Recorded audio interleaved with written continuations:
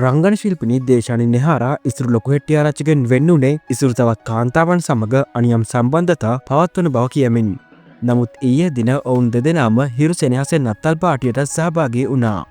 එහිදී වැඩසටහන මෙහෙ වූ කාවිංග සහ නර්මදා වැඩසටහන පුරාම දේශානිට එක හින්ට් ගැහුවා.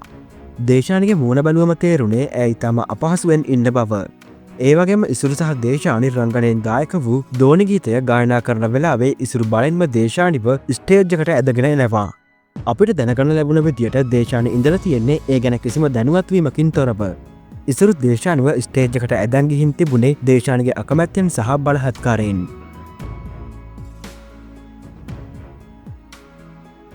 බලන්න මේ අවස්ථාවේ දේශානි ඇදගෙන වැටෙන්නත් යනවා. ඒත් බලෙන්ම ඇදගෙන යනවා. ඒ විතරක් නෙමෙයි.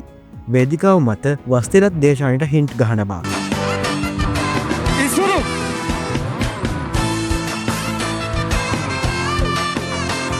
බලන්න ඉසුරුගේ නම කියලා නහය පෙන්නලා අදහස් කරන්නේ ඉසුරුගේ පහරදීමෙන් ඇතිවුණායි කියන දේශානිගේ නහය කැලලා නේද?